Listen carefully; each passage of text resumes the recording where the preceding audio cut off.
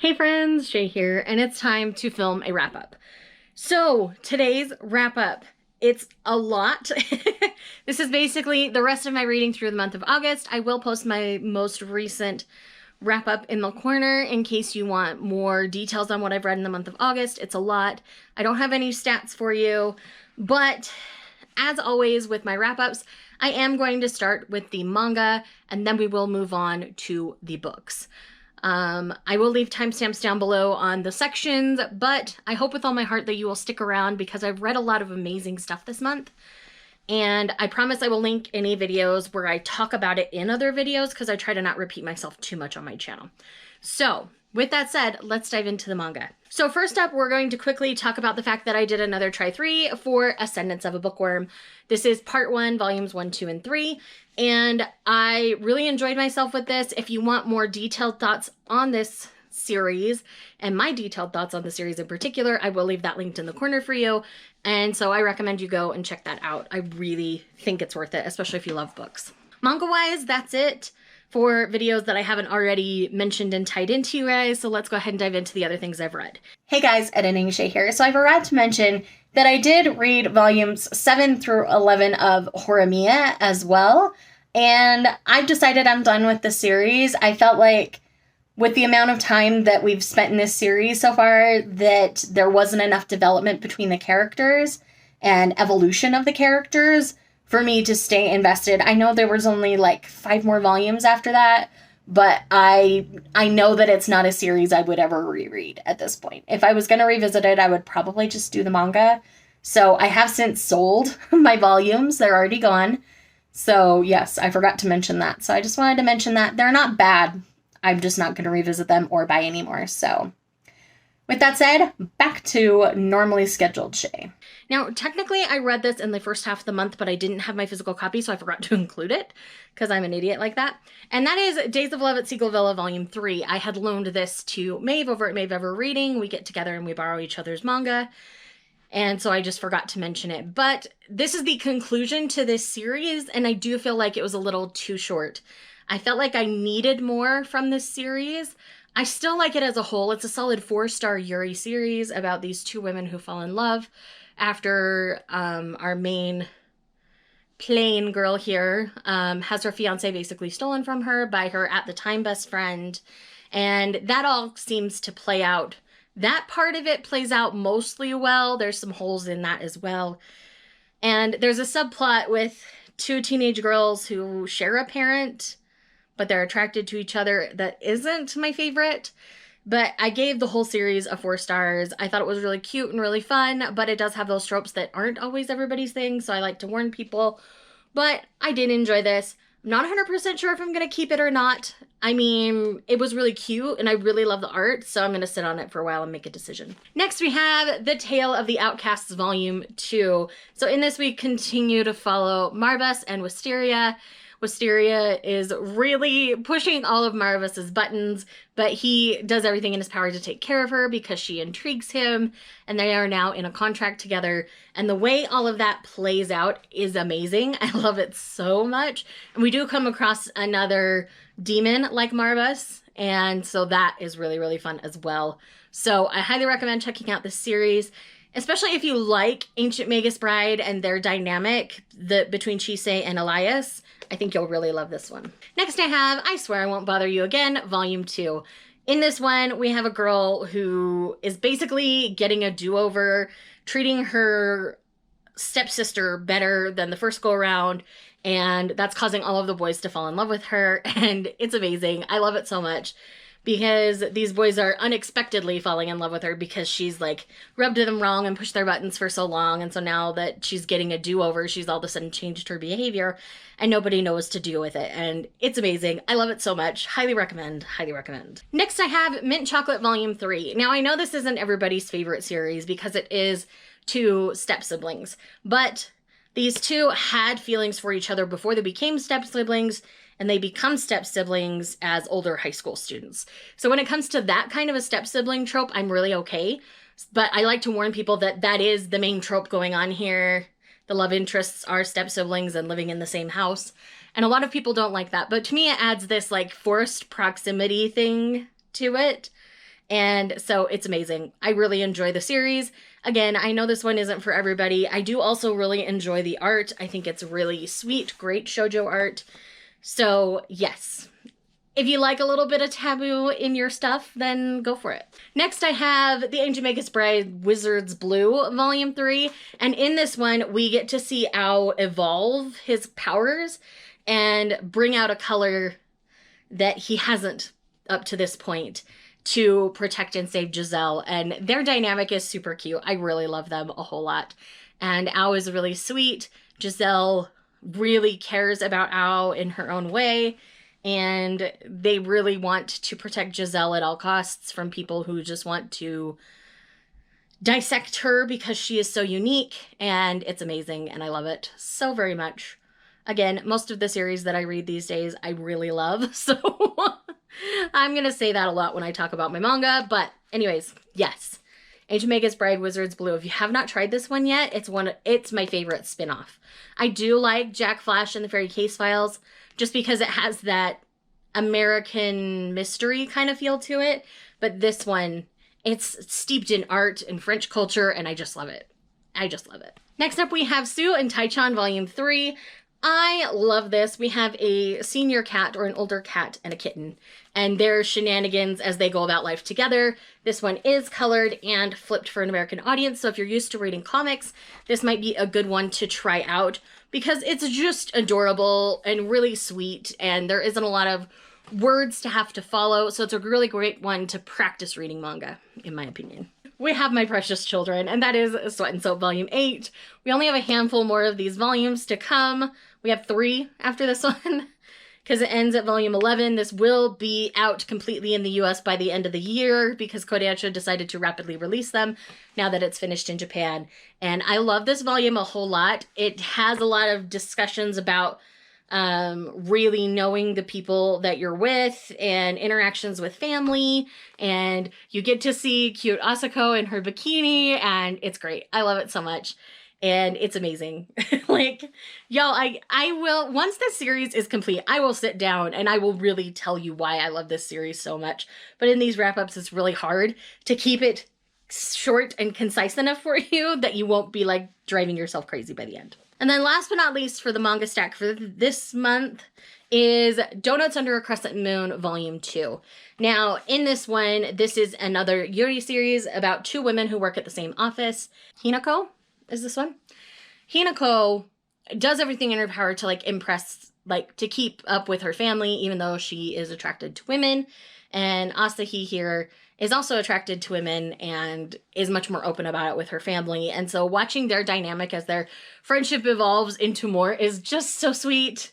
They do actually share Donuts Under a Crescent Moon in the first volume. It's amazing. I love them. I love it.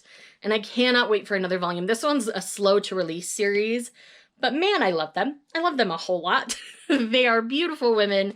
And like the way that they're coming on to each other is just so sweet and organic. Like, I love it. It's a slow burn. It's going to be a longer series. Like, I'm just here for it. I love it so much. With that said, let's dive into the books. All right. So with the books here, I am going to talk about the physical ones first and then the digital, but there are a couple of videos that I need you to go and check out.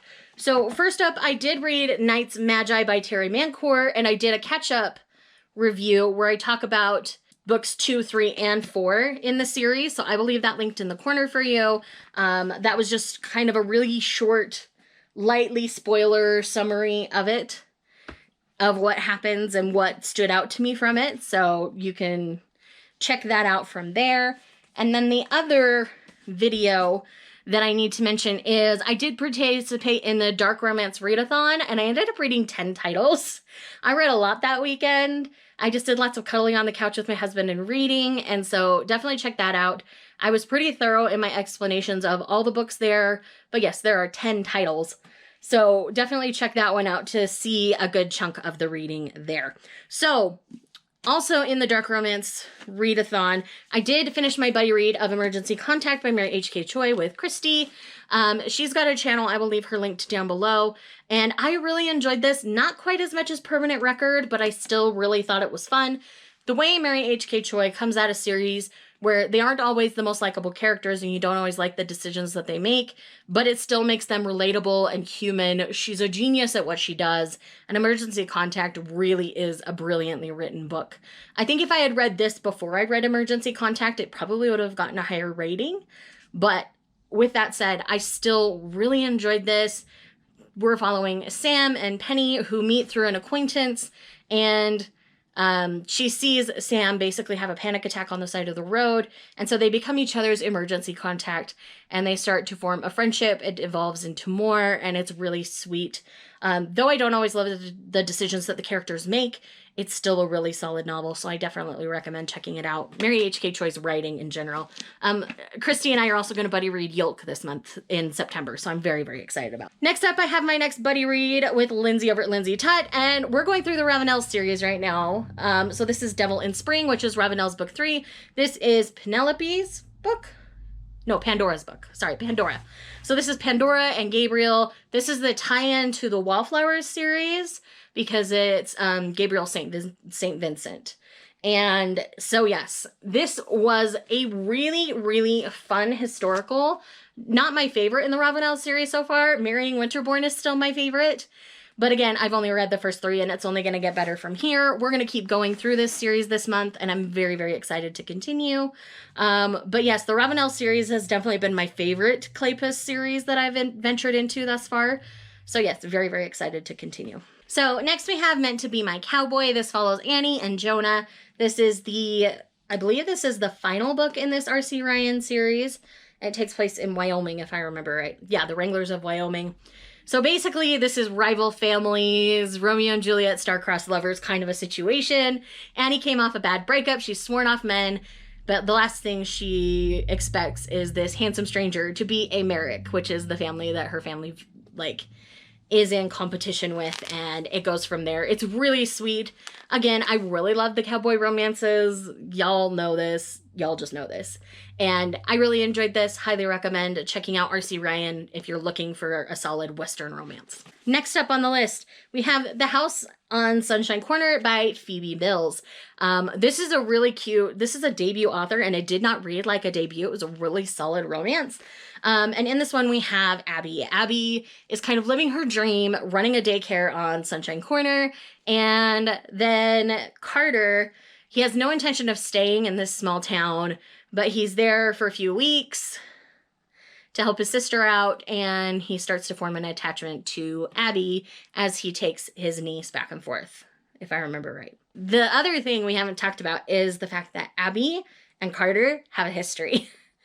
And Abby was always the one that got away to him, and so to have a chance to get reacquainted with Abby, was everything to Carter. And I really loved this. The dynamic and the steam on page, just the chemistry, not necessarily steam, was still solid and really, really good. Highly recommend. Then we have one of the few historicals I've given 5 stars lately, and that is A Duke Worth Fighting For by Christina Britton.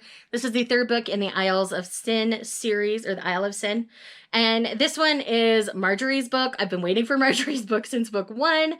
This one is definitely a quieter, softer romance. This isn't high action, high impact, anything. This is just a quieter, softer, not so dramatic kind of historical romance. And I love it for that.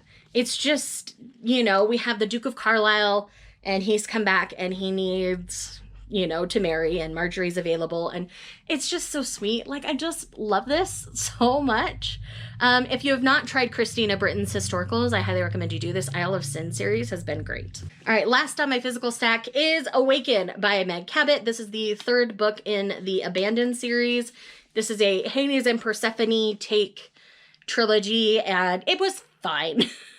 It was great for its time, but not all parts of it held up very well. Parts of it did, but other parts of it didn't. So I landed on a 3.5 with this one. If you want all the spoilery details, April and I have our Tell It Again live show. I will leave that linked in the corner for you to definitely go and check out. All right, let's get on to the other arcs that I tackled during ARC August and the other things. I did read a few other things that weren't arcs, but it's mostly arcs. So first up, we have The Dating Playbook by Farah Roshan, sorry. This is the 2nd book in this series. The first one is The Boyfriend Project. there were some things that I didn't love about this book, like the talk of calories on page and stuff. I mean, it makes sense for the characters, but being a plus size person and having people nitpick everything I eat, that was a little bit triggering to me. So tread with caution on that one. But it's a female physical trainer and a athlete trying to get back in good shape. So it was really, really good. Next, we have Shadow's Claim by Cressley Cole. This is the next installment for me in the Immortals After Dark series. I love this series. This one was good, not quite as good as the previous couple, but still really, really good. Again, we're like so deep into the series, I can't say too much about it. I can't even really say who it's about because that's a spoiler in and of itself, so I'm not going to share. But it's good. Read the Immortals After Dark series. Next, we have Battle Royal by Lucy Parker it's Battle Royal, not Battle Royale. Anyways, this is like a baking show competition, rivals to lovers situation. This was really fun. It's like the perfect summer beach read. It was really cute. It was really fun. I had a great time reading it, but it's also not particularly memorable. So I gave it a 4-star. It does what it sets out to do, and it's just great. It's cute. I liked it. Then I have Craving Flight by Tamsin Parker. This was one of my Kindle Unlimited checkouts, and this was not what I was expecting it to be, but it was amazing. So in this, we're following an Orthodox Jewish couple as they are encouraged to date each other. She's divorced, he's widowed, and so the nagging little, like, the meddling little matchmaker old ladies put them together, and they truly come together as a beautiful couple. Their religion is tied very strongly into everything that they do, and like, they get a little kinky in the bedroom. Like, that was an unexpected surprise. I was not expecting that, but I loved it. So yes, highly, highly, highly recommend checking out this book because it was a total surprise. I really enjoyed it. Again, I'm not Jewish, so I cannot speak for specifically for the Jewish representation, but those that I know that have, that are Jewish, that have read it, have really enjoyed it.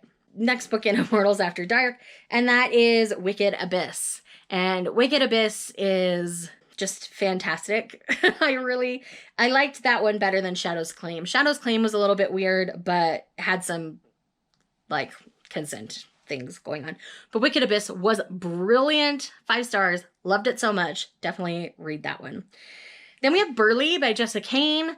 And that one was unexpectedly great. It was more taboo than I was expecting it to be, because not only is he a big burly man, but it's a huge age gap, and it's his best friend's daughter. And so it's short. There's not too much to it, but man, I enjoyed what I got out of it. So next up, we have another historical, and then it's When You Wish Upon a Duke by Cheris Michaels. This one has like Peter Pan influences to it, and I really enjoyed it. Again, these are like light sprinklings of various fairy tales in this series, because the first one is A Duchess a Day, which is has ties to Snow White. This one has ties to Peter Pan. It was cute. I really enjoyed it. Solid 4 stars. Then we have Foolish Hearts by Cynthia Williams. This is the 4th book in the Jackson Falls series. We're taking a break from the main family we've been following, and it's kind of like people on the outskirts of them that end up getting together. It was beautiful. I loved it. Cynthia Williams really does a fantastic job with this Jackson Falls series, so I do highly recommend checking out the series. The Royals Next Door by Karina Halley. This is my first Karina Halley. I thought it was really fun. Again, another great summer beach read. Not going to be too memorable, but not going to be too forgettable either. So it was cute. It was fun, based on Harry and Meghan when they moved. And essentially it's a nosy neighbor and the bodyguard. It was cute. I really liked it. Definitely recommend checking it out if it sounds interesting to you, or you like royalty in your romances, even if the royalty is not your main couple. Last but not least, I forgot to mention that I did an entire talk about the Filthy Rich Americans series by Nikki Sloan. Nicole from over at Who Picked This Book and I buddy read it over like 2.5 days and really enjoyed ourselves. So if you want my full thoughts on the series, you can check out that video. So with that said, that's everything, guys. It was a lot, and I did do this pretty rapid fire. Didn't say too much about any of it, but I promise wrap-ups will become more detailed in the future because I am slowing down my reading pace a bit. So definitely look forward to that, and I will see you guys in the next one. Bye.